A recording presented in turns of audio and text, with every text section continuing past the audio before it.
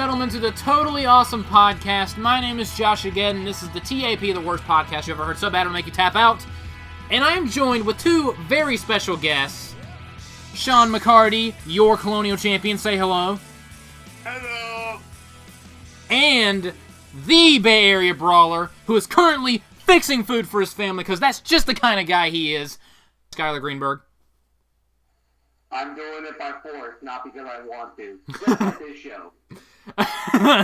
How accurate to describe. So, of course, today, ladies and gentlemen, is episode 3 of SCCG Palmetto Power.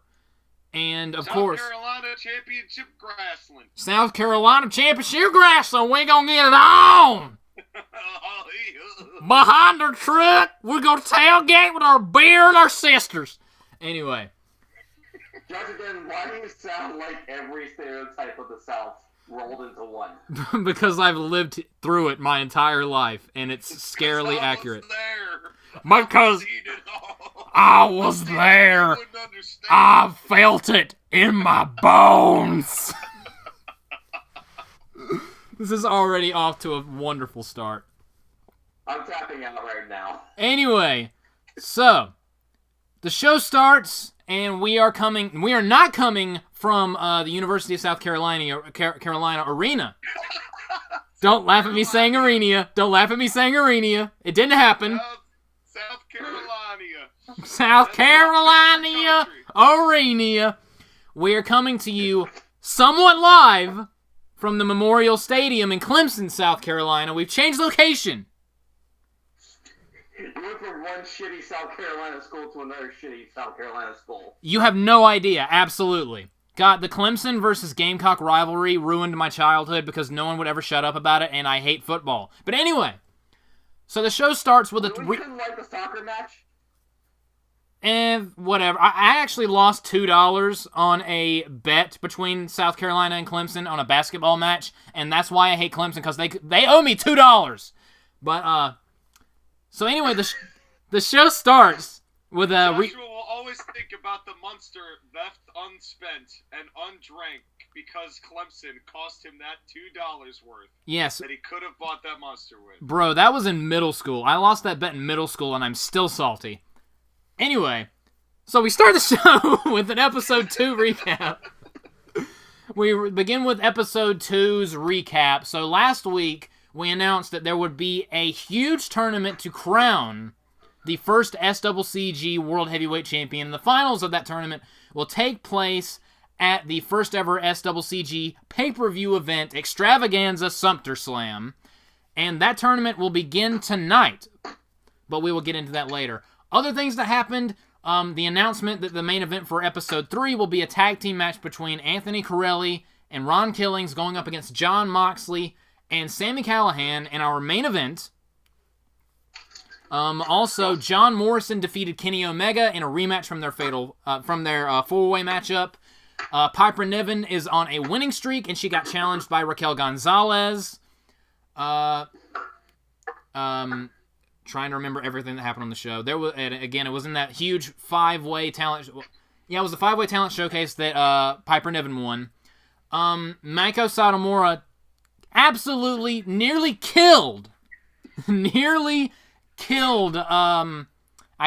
Li, I almost forgot her name, in a 1-minute match. We had R-Truth versus -1, which led to the tag team main event that we're going to have tonight.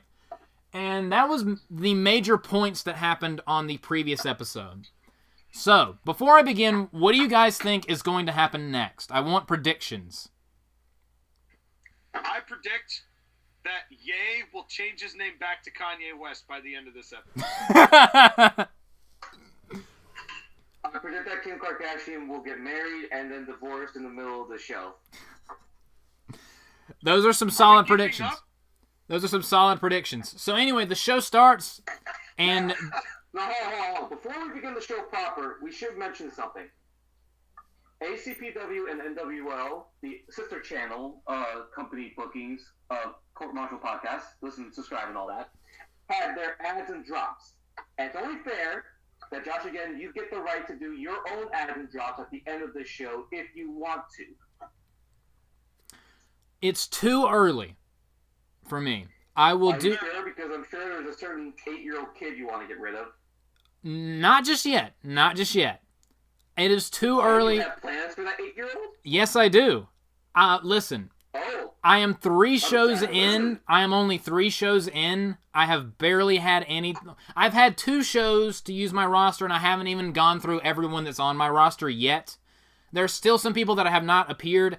I want to have a few more shows under my belt before I do ad drops. Fair enough, and I'm sure you want. Well, we had the debate, but I guess no CM Punk for any of us. Yeah, and I will go ahead and mention that. Yes, I know some people might be surprised by this. I do not want CM Punk to be a part of SCCG. I will not be drafting CM Punk. Yes, he is my favorite wrestler of all time. But I just feel like it's too obvious of a move, and I don't know what I would do with him. Timing is everything. That's what the conclusion we came to, was that really, as much as we would love CM Punk, all of us, I think, if the cards were right, would love CM Punk on our roster, but with the way that Punk is right now and Wowie's return, and with the way that our rosters are shaped up right now, if he doesn't fit right now, there's no purpose in taking him. Yeah. Because you don't want to just sit on him and then have nothing to do for him. Yeah, like for my show and NWL and ACPW, we all already have things going on. We already have plans made, and none of us want to shoehorn CM Punk into our shows. Chop them carrots up. Chop, chop, chop, chop, chop, yes. chop, chop, chop. But anyway. You have to hear me make my food. Yes. Yeah. Skyler is making carrots as we speak. Actually, he's making onions. Why else would he be crying? It might be because he's listening to SCCG, but anyway. You're talking mushrooms, you bitches. Hey. Yeah, you know what? I don't really care for those shit-talking mushrooms. They say tack a lot of smack. I don't really like mushrooms to talk back and talk smack. So anyway. They tell their brother MJF to stop harassing Roman Reigns. This is already getting out of hand. So the JR and Tazz start running down the show, but are almost immediately interrupted by music. And none other than Anthony Carelli comes down to the ring with a microphone in hand. The last time we saw him was at the end of episode 1, where he absolutely demolished Nick Gage in a air quote South Carolina death match where no weapons were used.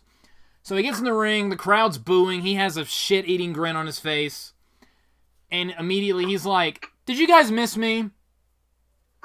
I think you guys missed me. I think you guys missed me." Boo! What's wrong? What's wrong? Why is everyone upset? It didn't have anything to do with me not being a big fan of the crap that you guys regurgitate all the time. Oh, I know what'll make it better. And Anthony Carelli jumps out of the ring, goes under the ring, and pulls out a table and brings it into the ring. And then he gets to steel steps and puts that in the ring. I love tables. And the crowd doesn't know what to make of it. And Anthony Carelli sets up the table in the middle of the ring, grabs the steel steps, raises it high, and slams the steel steps through the table. Oh. And then he says, "Guys, I did your favorite thing. I broke a table. This is wrestling, ladies and gentlemen. I just broke a table. That is the most amazing thing any wrestler could ever aspire to do, is break a table.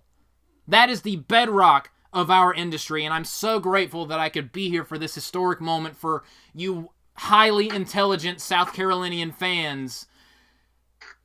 Seriously, what is wrong with you guys? This what I just did is the only thing you came to see. This is all you idiots care about. Speaking of idiots, I'm in the main event tonight once again. I'm sure you guys are thrilled about that. Jon Moxley and your weird potato-looking friend. I won't dispute that. I'm not going to acknowledge you bringing up the past, since apparently that's all you guys can do, which is bring up the past. If I wanted to bring up the past, I would mention how Jon Moxley once may or may not have beat up a doll that was tied to a chair in the middle of a ring. That was a little funny. I've done a lot of goofy things in my career. I've never wheeled down a food cart to a ring before and grabbed a guy with a pair of tongs and sprayed mustard and ketchup on people. Also, you know, I also trust myself when it comes to setting up 4th of July fireworks, so John, I would just keep you away from any kind of 4th of July celebrations whatsoever. And as far as your potato friend, I just really, really hope that the police know where his wife is at all times, because I'm always scared for her. But we're not going to get into that. But you guys piss me off to no end. You guys, the reason why I am so pissed off about this is because not only is it so prevalent in our industry, you have idiots in the crowd always chanting, "We want tables," because that's all they see wrestling is. Or as. They don't see it as what I see it, what it actually is, an athletic competition. What pisses me off is the people get behind Nick Gage. People like Nick Gage, that jobber that I beat last time. That useless moron, that bank-addicted drug robber, and he actually uses the phrase bank-addicted drug robber in the promo. I get it. He's like a random guy you can find on the street, and it's like, what if a random person just went to a ring one day? That's Nick Gage. And you guys relate to him, because he's about as good in the ring and as athletic as any random person in the arena. You don't pay to see something like that. You pay to see physically gifted athletes compete to see who's the best. Not a drunken I'm seizuring. Not a drunken brawl in a bar somewhere. And what really makes me mad is it's kind of okay that Nick Gage is relegated to garbage wrestling, because that's about all he knows how to do. That's all he's good at. Jon Moxley, you actually have some ability. If you wanted, you could rise above that and be better. You are an actual athlete, I guess. You have but you choose to stay in the grimy, disgusting, crappy little world of hardcore wrestling. You never evolve. You drag the rest of the business down with you. So, people like you piss me off more than Nick Gage does, because at least Nick Gage is exactly where he belongs. You make our profession look like a joke. These fans make our profession look like a joke. Yes, I may have done some things in the past in my career I'm not proud of, but at least I stopped doing embarrassing things. At least I'm trying to change and make a difference by beating the piss out of people like you. And me and my friend Ron, we are going to embarrass you later tonight. Because there's not going to be any toys for you to play with outside to ruin the match. It's not going to be a garbage match. We're out of your comfort zone, John, and your potato friend. We'll see you guys later tonight, and we'll see who the actual real wrestlers really are. And of course, the crowd is still booing, and Anthony Carelli leaves. He doesn't even clear out the broken table and the steel steps that he brought in. That's the job for the ring crew, so he's just a dick. So Anthony Carelli leaves with this scathing promo. So what are your guys' thoughts on the Anthony Carelli promo that he just dropped? The best heels say something that's true, but you don't like the way they say it. Oh, yeah. And I was thinking it would just be hilarious if someone just brought a table in the ring and just broke it with a random object and said, "Oh, a table spot!" Because that's all fans care about. See, the funniest thing is, if this were the AEW audience and Anthony Carelli actually did take a chair, put it through the table, the crowd would totally pop. Yeah. They would 100% pop for that. Sadly. Yeah, that is true. Like he should have been like, "Oh, that's not enough. Here, I got an idea." Goes out to the ring, gets some kendo sticks. "I got kendo sticks," and starts hitting his arm with it. Isn't that fun? Yeah. He starts hitting the broken pieces of the table. It's like, "Oh, I'm hitting the table with kendo sticks." I'm like, "Oh, should I duct tape them together?" No, don't ever do that. Never Darth Maul the kendo sticks. It never works out. Or whatever the hell they did with Finn Balor. Barely tried. Where he has like 100 of them duct taped together, and he's like, "My kendo stick is bigger than yours." the kendo stick to end all kendo sticks. But anyway, we go back to JR and Tazz, who run down the card before they go to commercial, because, again, Anthony Carelli's promo took a couple minutes. So, the card for the show, we have Meiko Satamura versus Kaitlyn tonight. Okay. We have RybAxel versus Cedric Alexander and Shelton Benjamin in a tag team match. Lord save me. John Morrison versus Braun Strowman. Oh, God. Could be interesting. Piper Niven versus Raquel Gonzalez. So you're basically using the two people that I have working together on my show feuding against each other. Pretty much, yeah.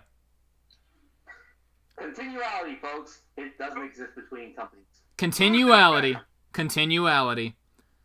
Samoa Joe versus Dolph Ziggler. Oh, Ziggler's gonna die. Our main event, Anthony Carelli, Ron Killings versus John Moxley and Sami Callihan. Our main event.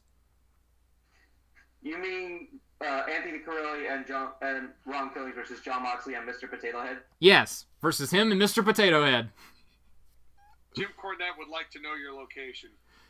But our opening contest when we return from commercial break is a three-way, for Sean's amusement, a three-way cruiserweight showcase matchup.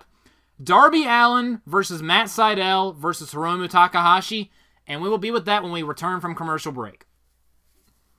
I feel like I just stumbled upon a random independent scene wrestling match. Oh, yeah. So anyway. I feel like this was a compilation of D&D dice rolls that pit these three in this exact set of circumstances together. And all three of them are like, this isn't where we were meant to be, but the rolls led us all into this same square. And now we all have to fight, so I guess we all gotta fight. Yeah, pretty much. All right, so we're back from commercial, and it's Darby Allin versus Matt Sydal versus Hiromu Takahashi in a three-way cruiserweight showcase match. The match goes 9 minutes. And pretty much it's a high-flying spot fest. It's basically very close to what you would expect an AEW match to be.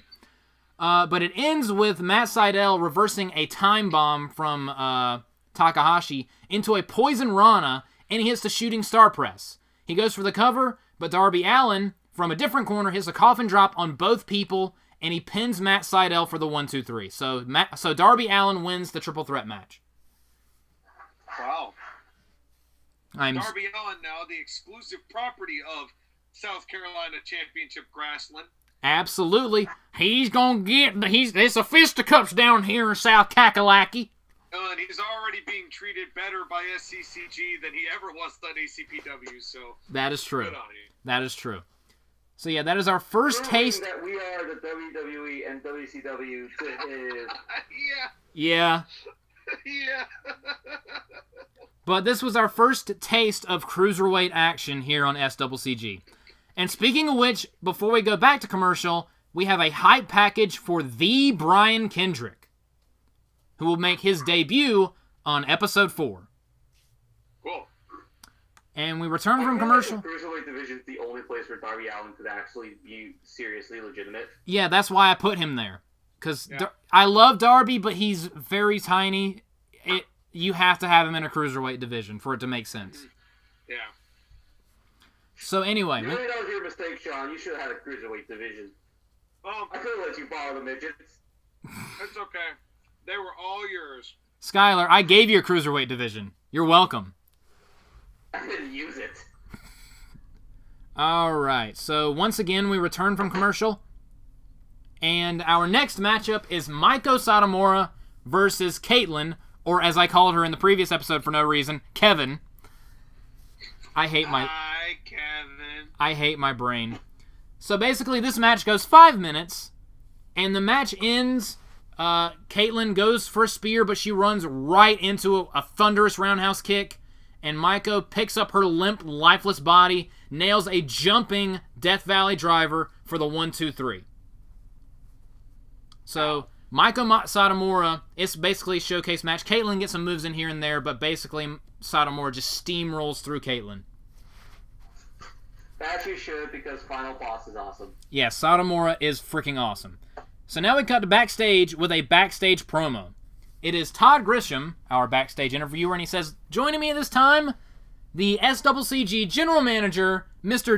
Do himself, John Cena. And John Cena walks in. The first thing he says is, Todd, I love you, but don't ever say Mr. Do ever again, please. And Todd's like, I'm sorry, I got a little ahead of myself. John Cena to be introduced as Mr. Do. No, John's like, no, please don't. Mr. Doo-doo. Mr. Doo-doo. God, this is the most mature episode. So basically, Todd Grisham looks at Cena and says, all right, let's get down to brass tacks. Last week, you suspended Anthony Carelli, and then at the end of the show, you immediately unsuspended him. Was there even a point of suspending Anthony Carelli in the first place, John? If he was off for several episodes, I feel like that would have been more severe. But what went through your head just immediately unsuspending him? It was just so he could have that main event? And John Cena says, that's actually a good question. Yes, I did want that to be the main event because I am really interested in that main event. But honestly, I don't know if I'm allowed to say this or not, but I wasn't really upset with anything Anthony Carelli did on the first episode. It was more the networks and, the brass tack, the political tape and the BS that we have to do to have a show on TV. It was the networks that were mad at Carelli. It was the Peacocks of the world. So my hands were tied, but again, I'm the boss of the show. So from a business standpoint, that's how I talked to the networks about it, and they reluctantly agreed to unsuspend him. But yeah, it would be better if we had him off the show for more weeks, but I didn't really have much of a problem with what he did. It was the network. So basically, it wasn't me. I was just the bringer of bad news, and I'm just grateful that I saw an opportunity to lift something But before he could finish, Cena is interrupted by Kenny Omega. And Todd's like, oh boy, here we go again. Because he still remembers what happened last time where he was shunned by Kenny Omega. And Kenny Omega is complaining and whining and moaning about last week. He's like, John, the past 2 weeks on this show, I have been the subject of screw jobs, flukes, phony wins, ridiculousness. I was low blowed at the end of my match last week by the ring ropes. Even the ring ropes are against me. I demand to some kind of buy-in to the SCCG Championship Tournament. And John's like, okay, enough. First off, I'm getting really sick and tired of everyone interrupting my promo. This is my promo, not yours. If you want a promo, get your own. Second of all, Kenny Omega.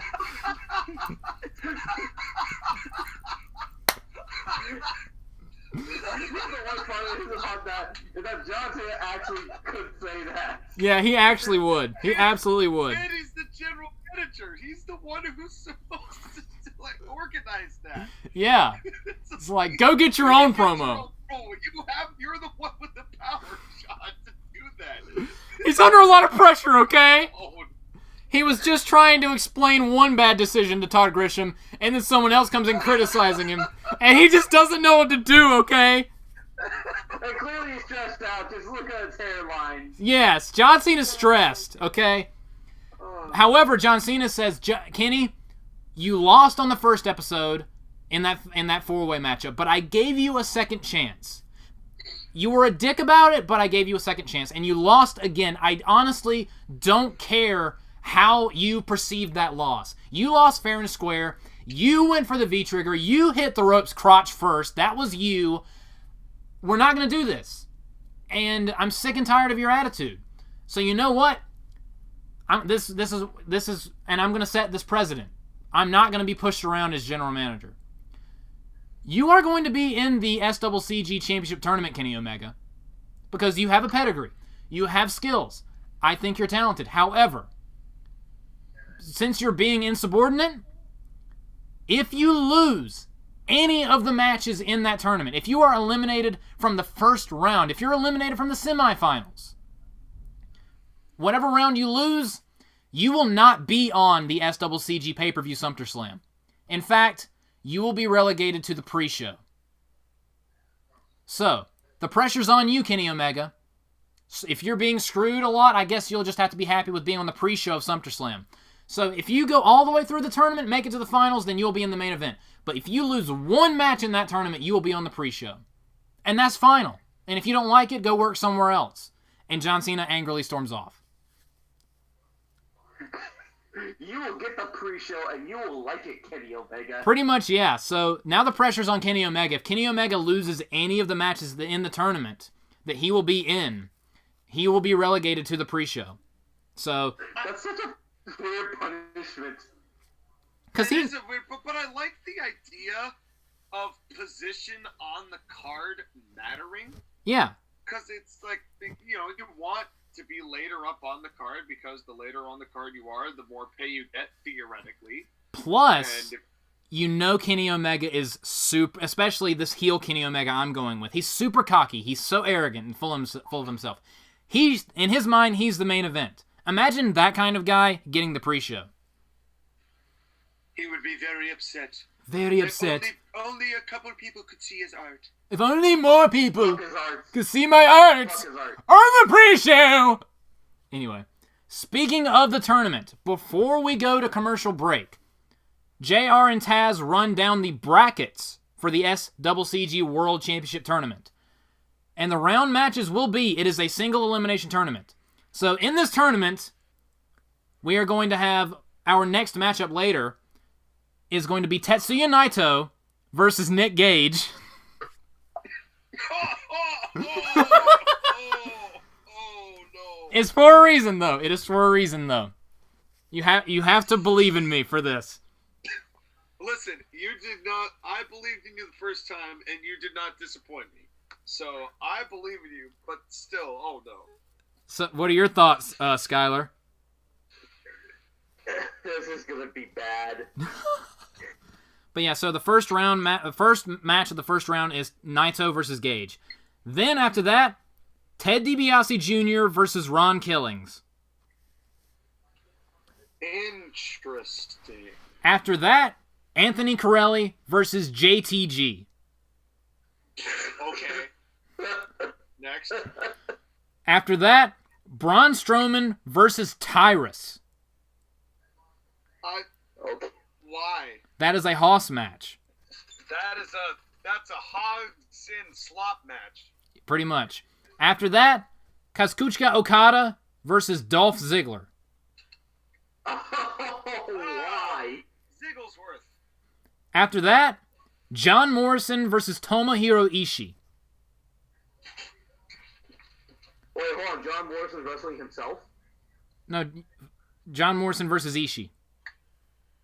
You get the joke, right? Not really. That Ishii is Japanese John Morrison.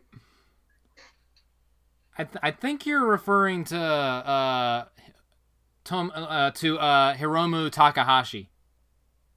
Whatever, one of those two. It's the Stone Pitbull. The Tomohiro Drip Drip. Yeah, Tomohiro Drip Drip. After that,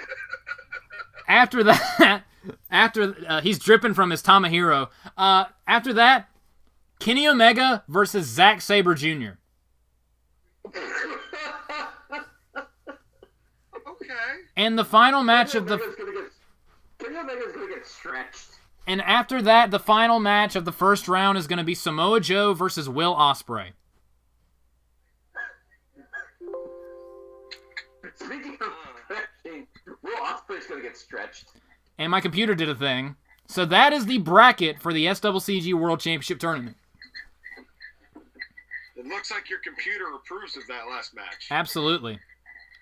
And I just checked to make sure everything was still working. Samoa Joe being destroying English wrestlers. So right now, before we continue, who is your pick to walk away with the SCCG World Championship? Sky? Kazuchika Okada. That's a good pick. I'm gonna say Tomohiro Drip Drip. Tomohiro Drip and Drip. But when we come... Because we all know the way to Joshua's heart is to be a drip drip man. Yes. Only like a drip drip man can be. Yes. So after we return from commercial, we will begin the tournament with the first round match, Nick Gage versus Tetsuya Naito. So we're back from commercial. That was a very quick commercial. It was a Domino's pizza commercial. What are the odds? we have Nick Gage versus Tetsuya Naito. However, during Nick Gage's entrance, Nick Gage is attacked from behind by Anthony Carelli and Ron Killings. He's attacked on the stage by Carelli and Killings. And Carelli pulls out brass knucks and just waffles Nick Gage right in the back of the head. Oh. And that brings out John Moxley and Sami Callihan, and a wild brawl just starts. However, security comes out, and it's just madness, and they separate everyone. So Nick Gage gets back up. He's bleeding from the back of the head, so he's busted open from the shot from the brass knucks, and he's like wobbling to the ring because he's dumb. So he gets in the ring, and you can tell that he's out of it. Naito comes out, and he has the most humongous smile on his face. He has a huge shit-eating grin on his face. So, you have a clearly less than 100% Gage and a 100% Naito coming off of a win over Ted DiBiase Jr. on the previous episode. This match goes 30 seconds. Gage tries something. Naito goes for a kick. Gage catches it. And Naito hits him with an enziguri to the back of the head, right to the open wound. And he picks him up. Destino, again landing him on the back of his head. 1, 2, 3. So, once again, putting the nail into... once again hammering home the point that Carelli and Ron Killings do not like hardcore wrestlers. Just took out Nick Gage before his tournament matchup. However... And yet they use brass knuckles in the back of the head, which is a hardcore move. Exactly. But it wasn't during a match. It was before a match. But, again... Also, I have a question. Didn't Ted DiBiase Jr. beat Tetsuya Naito because he was the Japanese legend killer? No, on episode 1, he got a flash pin on Okada. On the second episode, the referee got knocked down, and Naito hit Ted with a low blow and pinned him. Right. So Naito has... Almost killer. Naito has 2 wins in SCCG. However, Naito's celebrating in the ring, and while he's celebrating, a infuriated Ted DiBiase Jr. hits the ring and attacks Naito, still pissed off about episode 2, and he goes for the Dream Street, but Naito escapes it, runs out of the ring, and is backed up by Los Ingobernables de Japón. They don't get in the ring, Ted is screaming, and they walk away, and that's the end of that segment when we go to commercial. So we're keeping this... Japanese legend killer will not be stopped. We are keeping this feud alive between Ted DiBiase Jr. and Tetsuya Naito. And he's got rounds to fight. Oh, yeah. And when we return from commercial break, it's Todd Grisham once again here joining me at this time. She has a match later tonight, a huge match, probably the biggest match of her career. Piper Niven.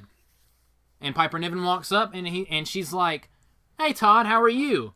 And Todd's like, I'm honestly surprised that you greeted me in a nice way. Basically, you were challenged, if not indirectly, last week by Raquel Gonzalez. What is your game plan for going up against Raquel later tonight? Also, in a different company, the National Wrestling League, aren't you and her partners? And Piper Niven says, yeah, but again, this is a new show, and while I love teaming with her, over here in SCCG, it's every woman for herself. This is the beginning of a roster. I'm sure we might be tagging at some point down the road, but again, it's making a name for yourself. And right now, I'm undefeated, and that's not going to change. And then Raquel Gonzalez walks in, interrupting the promo. A lot of interrupted promos tonight. And Raquel says, I feel the same way.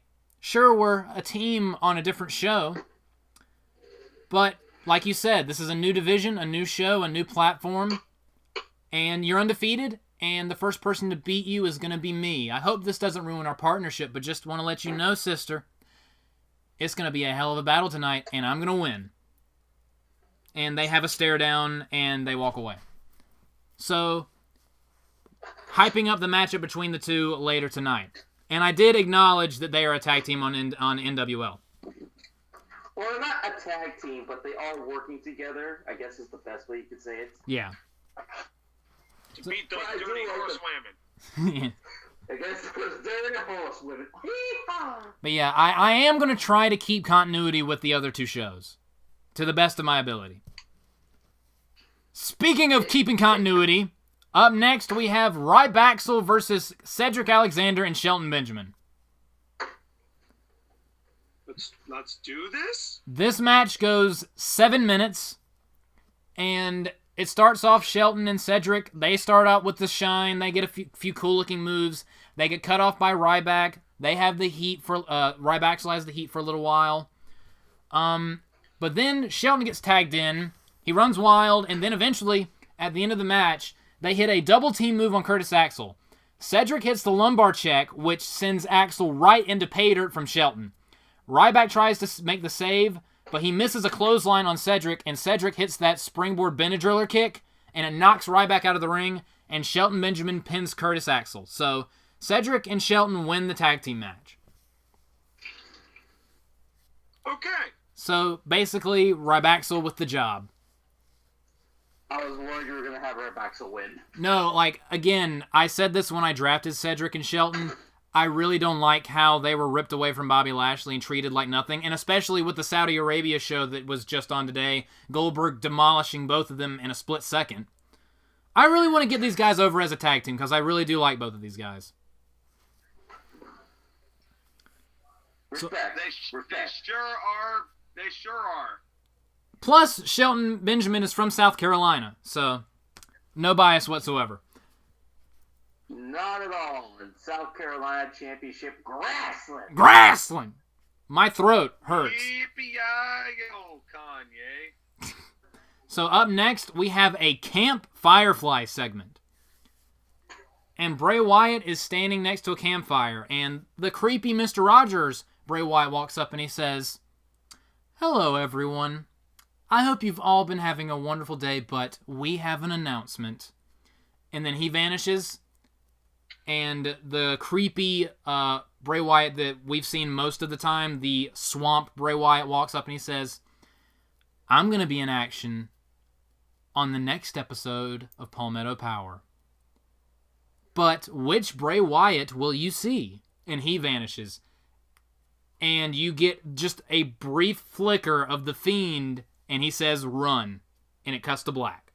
So Bray Wyatt will be on episode 4 of SCCG Palmetto Power. But which Bray Wyatt? But which Bray Wyatt will you see? And who will he be going up against? All right, up next, we have John Morrison versus Braun Strowman. Who do you think wins this match, and how long do you think this match goes? 25 minutes. Braun Strowman wins with an abdominal stretch. Jesus. That is a barn burner. 3 minutes. Braun Strowman power slam. The match goes 10 minutes. It is very much a speed and agility versus power. And most of the match is Braun trying to do moves on Morrison, but Morrison is, being an athlete and getting out of predicaments. For example, Braun goes for the power slam, but John Morrison counters into a DDT. John Morrison goes for the flying chuck, but he gets caught in midair, and Braun Strowman does a fall-away slam, so I guess he invented the fall-away slam. Thanks, JBL. Shut up, Michael Cole. And there's a part where Morrison gets knocked on the outside of the ring, and Braun tries to do the run around the ring minus the train sound effects. However, Morrison jumps out of the way, and Braun Strowman bounces off the ring post. And he hits it really hard. And off of that ring post shot to the head, Braun Strowman is bleeding from the head. So, Braun Strowman gets back in the ring and runs right into a huge springboard flying chuck kick, which staggers him. Morrison gets back up, and he hits a second flying chuck kick, which actually knocks down Braun Strowman and goes for the cover. 1, 2, kick out. Barely kicks out, but Braun Strowman's still just bleeding everywhere. Braun goes for one more desperate power slam, but Morrison's flailing his legs. Morrison gets up in the corner, the left turnbuckle, and from that corner, he hooks Braun Strowman's head, and he hits him. Braun Strowman, you have to picture this. Braun Strowman is standing on the ground. John Morrison's in the second rope. John Morrison jumps off the ropes with a second rope moonlight drive neck breaker, Cover 1, 2, 3. John Morrison defeats Braun Strowman. I'm not surprised that you went with this decision because you hate Braun Strowman. But this is also not just because of your dislike for Braun, but this is one of those situations where if there's any one veteran who could get a win over a dominant monster like that and have a feasible excuse to do so, it would be J-Mo. And yes, I do dislike Braun Strowman, but remember on the first episode, I had him beat Matt Sydal in like 4 or 5 minutes. And I have him in the tournament. So, I'm being fair. And I didn't just have John Morrison beat him in a minute, which I could have. But it went 10 minutes. It was the most competitive match on the show thus far, but John Morrison did win. Backstage, however, there's a knock on the door of the general manager, John Cena. John Cena opens the door, and it's -1. And John Cena's like, "Hello, -1. How can I help you today?" And -1 says, "Mr. Cena, can I have a match on the next episode of SCCG Palmetto Power?" And John Cena looks at him and says, and -1, John Cena doesn't know what to say because it's still weird having an 8-year-old on your roster. And -1's like, "I want to prove myself. I want to actually beat a tough competitor. Give me someone worthy of facing off against -1. Oh, no. And John Cena says, "You know what? I like your gumption, kiddo." I sound so old when I say that. "I will find you a suitable opponent. Don't you worry." And that's the end of that. Meanwhile, Ted Grisham and Todd DiBiase. Ted Grisham and Todd DiBiase Jr. Ted Grisham here in South Carolina. That is the most redneck name ever. So anyway, backstage, Todd Grisham catches up with Ted DiBiase Jr. And it's not like an interview. When they have the interviewer running and catching up with the person who's walking away and they're pissed off. So he's like, "Ted, do you have any explanation for your attack on Tetsuya Naito earlier tonight?" And Ted says, "I remember the promo that I cut last time where I was full, it was kind of a starry-eyed, I believe in myself, ho-hum, all that crap kind of promo. I still believe in myself, and Naito, you did not earn that victory over me last time. I'm not done with you yet.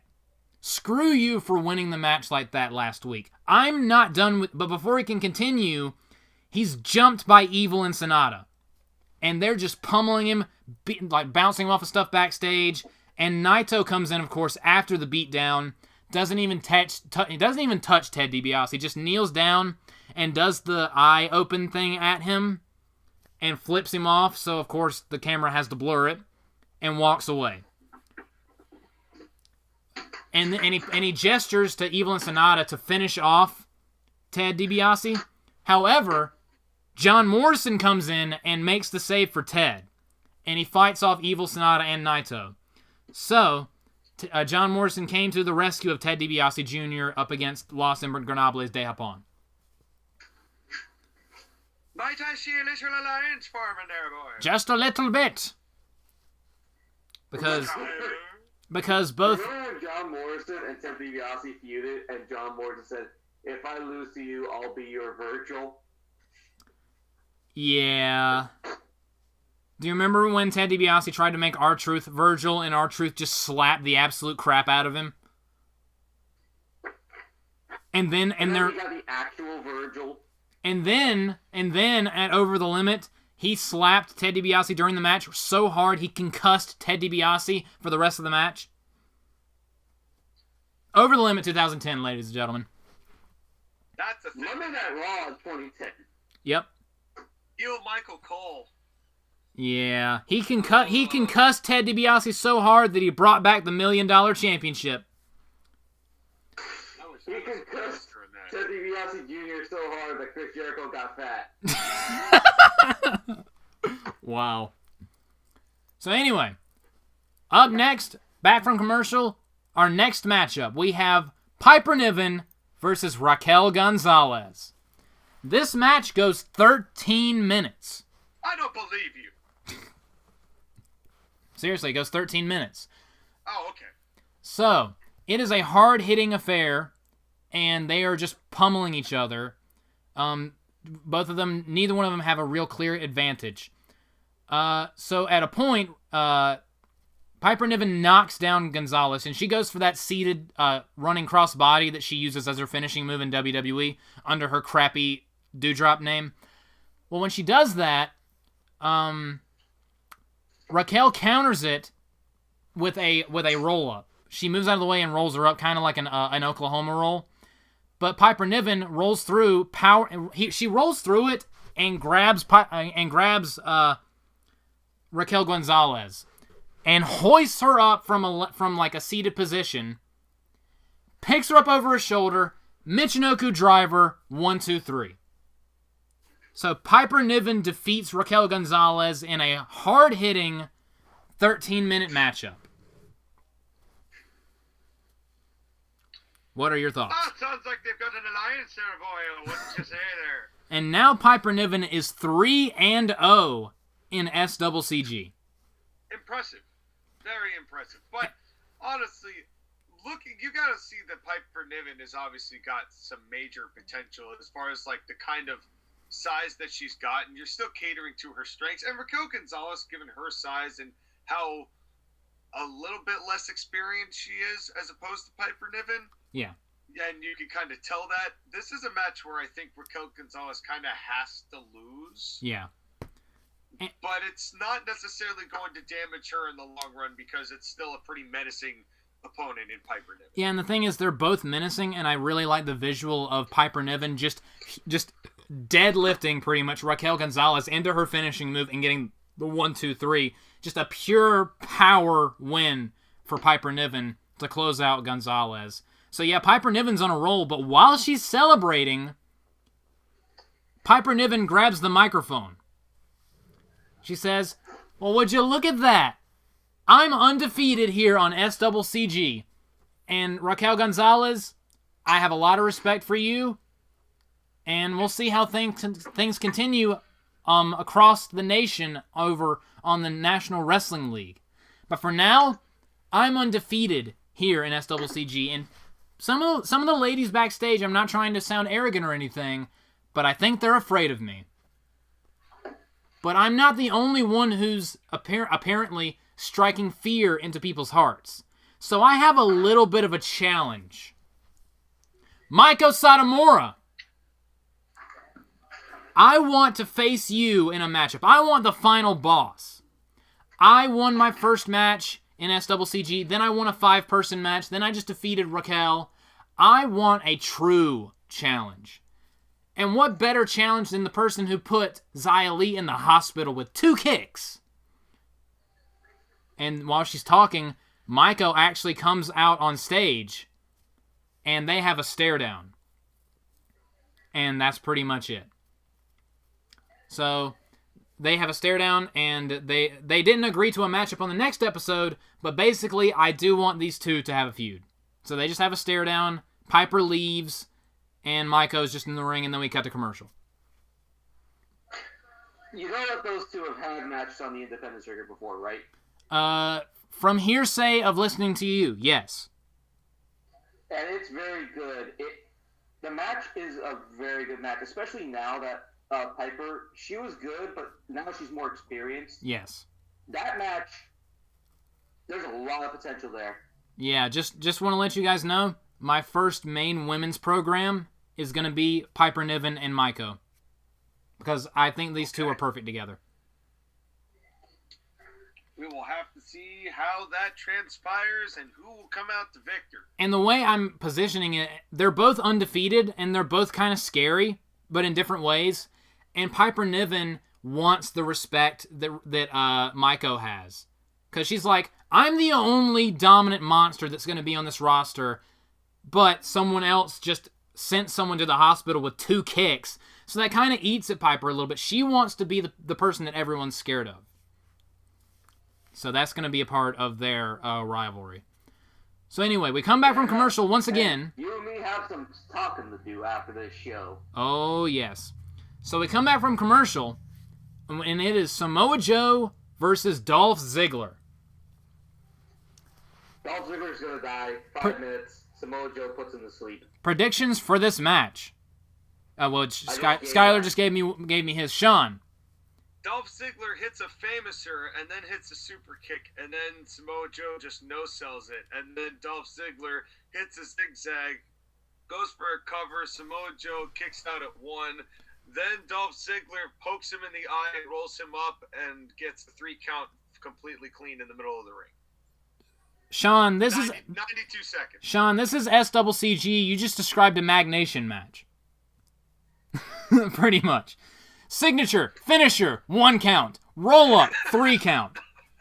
Yep, that's right. This match goes 6 minutes, and a lot of Samoa Joe in control. Ziggler gets a few moves here and there, and Samoa Joe goes for the muscle buster. Ziggler gets out of it and hits a Huh?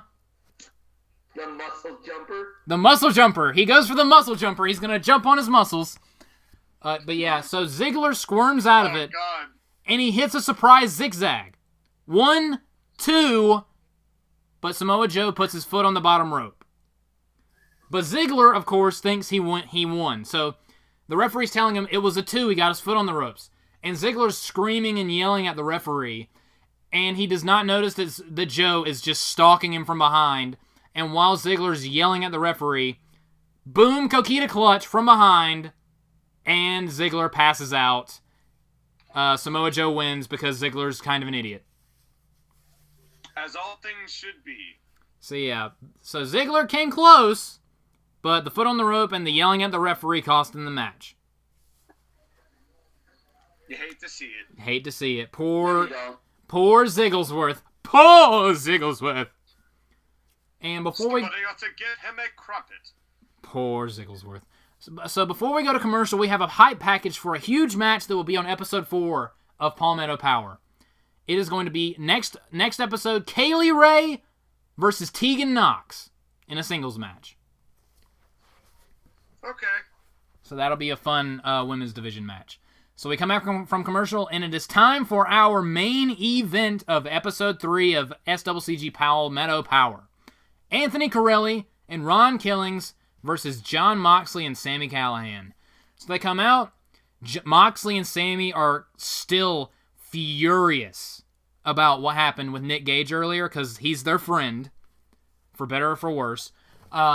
So the match starts. Jon Moxley and Carelli are in the ring, but before they lock up, Carelli is acting like he's about to lock up with Jon Moxley. He just turns around, tags in Ron Killings, and Ron Killings gets in the ring. Just to piss off the crowd. Because the crowd so badly wants to see Anthony Carelli get his ass kicked. And Jon Moxley so badly wants to go toe-to-toe with Carelli, but Carelli just immediately tags out. Just to piss everyone off. Because again, what a heel. He's a heel. So it's a back-and-forth match. There's some shine for the baby faces. The heels get control. And there's a lot of Carelli doing a lot of takedowns, especially on Mr. Potato Head himself, Sami Callihan. So near the end of the match, Carelli and Callihan are legal, and Callihan is just getting demolished. However, he dodges an attack and he hits a drop kick on Carelli, knocking him down. So he starts building up for a hot tag, getting the crowd behind him, and he goes over to and the crowd is begging for a hot tag. But before he could tag out to Jon Moxley for the huge hot tag, Ron Killings is behind Jon Moxley, grabs his leg, and pulls him off the apron. Pulls his ass off the apron. It's in the kitchen. It should be ready now, though. Oh, terrible. Someone's in the kitchen with Dinah, and it is Ron Killings taking that dirty advantage. Yeah, Ron Killings and Jon Moxley are wrestling in the kitchen.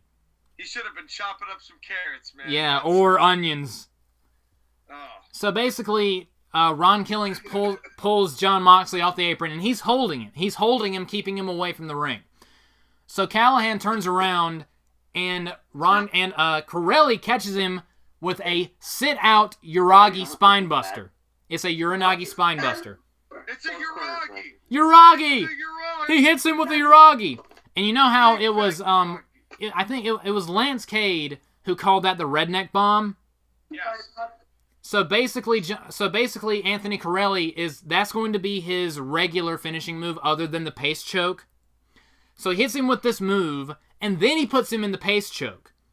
And you only need one arm for the pace choke. So you know what Carelli does with his free arm? What does he do with it? Oh, God. What does he do with his free arm? Ron Killings is still holding Jon Moxley outside the ring, keeping him from getting in the ring and breaking up the submission. And Carelli, who's right there, flips off Jon Moxley while still holding Callahan in the submission hold. And as he's flipping him off, Callahan has no choice but to tap out. So he taps him out while he's flipping off his tag team partner. Because Carelli is a badass. And this match went about 14 minutes. Well, I'll tell you what. If this man had behaved this way in professional wrestling, I would actually want to potentially pay to see him. Oh, absolutely. Because he is being like you said, he's being badass, but he's telling nothing but the truth, but that would be enough to get the modern wrestling fan in all sorts of punched up panties. Oh yeah. And I just love the visual of him. He has one guy in a move, and the other guy's clawing and scratching, trying to get in there to help, but he can't. And the bad guy knows it, and he's flipping him off while his friend is tapping out, and they're losing. I just think that's a hilarious visual. But they're not done, because Moxley just knocks down Ron Killings, and they're just brawling on the outside. I'm still on my notes. So Moxley attacks Ron Killings. He gets in the ring. He tries to attack Carelli, but Ron gets back in the ring. Callahan's out from the pace choke. So Moxley is just being overrun by the numbers game. And then Carelli puts Jon Moxley in the pace choke. But then Nick Gage runs out to try to make the save, and he has a steel chair. And he's swinging it wildly. And Carelli and Ron Killings get out of the ring to avoid getting hit with the chair. And Nick Gage is just screaming at the top of his lungs. The crowd's going nuts. But who should run in but Primo and Epico? They run into the ring and attack Nick Gage from behind. It's free real estate. It's free real estate. They assault Nick Gage from behind, and then Carelli and Ron Killings get back in the ring, and it is a 4-on-1 beatdown of Nick Gage. Nick Gage is just getting his ass kicked on SCCG, isn't he? It's glorious. So they're beating him up, and Moxley tries to break it up. He tries to do something, but they beat him up, and he gets a backstabber from Primo, which launches him into Ron Killings' jumping flatliner move. And then Nick Gage brought a chair in the ring. Anthony Carelli goes over, picks it up. He tells them to pick Jon Moxley up. They pick Jon Moxley up, and Carelli just nails Jon Moxley right in the face with a chair. So Jon Moxley's down. He's bleeding everywhere. Then they pick up Sami Callihan, and they're holding him in place, and Carelli just nails Callahan right in the face with the chair, just like with Moxley, and he's bleeding everywhere too. Nick Gage tries one last desperate flurry, but he gets hit with a double backstabber by the Colognes. And that launches him into a third vicious chair shot from Anthony Carelli right to the face of Nick Gage. So he was bleeding from the back of his head. Now he's bleeding from the front of his head. So now Moxley, Callahan, and Nick Gage are bloody. They're battered. They're defeated. They're just lying around in the ring. While Carelli, Ron Killings, Primo, and Epico are celebrating in the middle of the ring. And that's the end of the show. And we fade to black. Well, that's my mama. So, what are your... If you told me that Primo, Epico, R-Truth, and Santino Marella were an ultra-serious shooter stable, I would have asked what kind of drugs were you on. But I'm actually... Monsters. But I'm actually doing it because I drink too much Monster. Here's the thing. Oh, I'm sorry, Sky, go ahead. I'm gonna give you credit, Joshua, because I feel like you're doing the thing that me and Sean don't have the balls to do, and that is go extremely out there. Like you're going in places that me and Sean don't risk to go because we make radical changes, but we don't make the changes that you make. Oh yeah. Yeah. All we do are simple tarring and featherings. Yeah, there's nothing wrong with that. Very casual, nothing wrong, no suspicion whatsoever. Just pushing Titus O'Neil to a world title shot, like nothing serious about that. I mean, yeah. but I agree with Sky because you're taking gimmicks that wouldn't normally be put that way, and you're giving them a situation where you're allowing them to thrive in a completely different setting because you're giving them the opportunity, kind of that Paul Heyman going like, get out what you really want to get out. Tell the doctor how you really feel in front of this camera, in front of everybody. Oh yeah. And you're really getting that kind of I'm sick of all this garbage gimmick stuff that you could kind of detect that a lot of wrestlers that come and go through the major companies do feel. And I think that makes this very tangible, and it makes it very palpable. But this definitely cements this not just as he's telling a lot of truth and I don't like the way he's telling it to me, to he's being a bit of a dick. And they're all being a bit of a dick. Oh, yeah, and they just bloody people. And I have to imagine, watching Carelli just hit people square in the skull with steel chairs, that would be pretty damn uncomfortable. Oh, yeah. Watch. Especially a guy who got hit with brass knuckles in the back of the head, maybe 45 minutes earlier.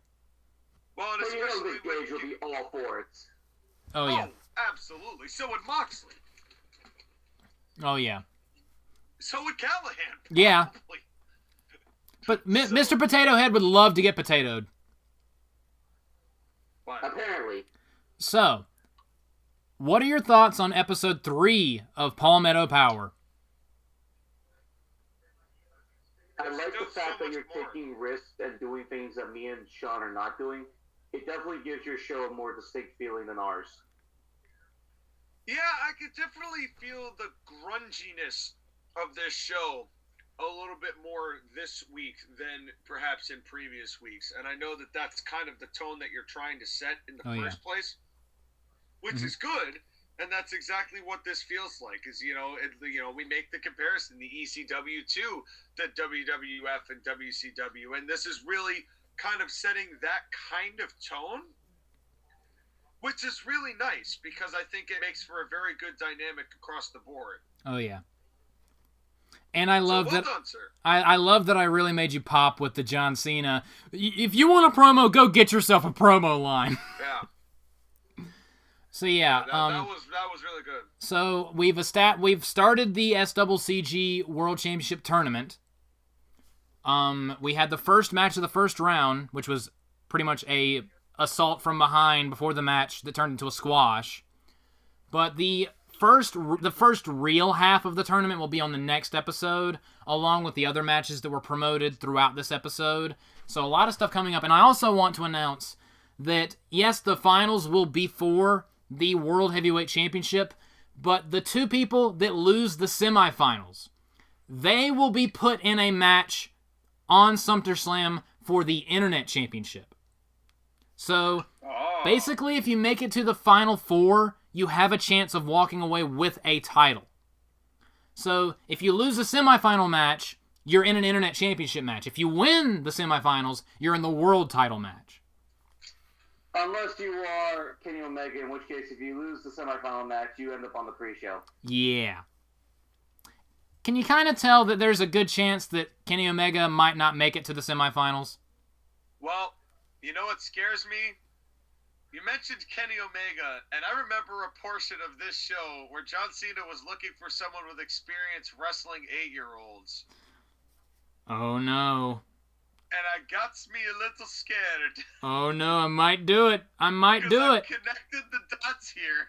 I'm like, wait. And the only way you can find out is next time on Palmetto Power. Absolutely. That's right. What will happen next with this coalition of bitter, angry, former WWE comedy guys? So it's Anthony Carelli, Ron Killings, and Primo and Epico. Will anyone else join them? We'll have to see. But ladies and gentlemen, that is our show for today. I hope you enjoyed it. Don't just like, comment, subscribe, and share the SCCG video. Go to the Court Martial podcast. They just released the latest NWL versus ACPW show. It is their build-up for NWL's upcoming huge pay-per-view. What's it called again? Wrestle Festival. I was going to say WrestleFest, but I was like, that's not right. It's Wrestle Festival. And ACPW is preparing for Winter Warcraft. That's right, Sean. Winter Warfare. Winter Warfare. I cannot do it right. I'm trying, okay? I'm very tired. Okay, that's why you're third. That's why I'm number 3. So yeah, go like, comment, subscribe to the Court Martial podcast. They just passed 100 subscribers, so big ups to my boy Sean McCarty and my other boy Skyler Greenberg. Thank you guys so much for listening, and we will see you guys next time. Good night, everybody.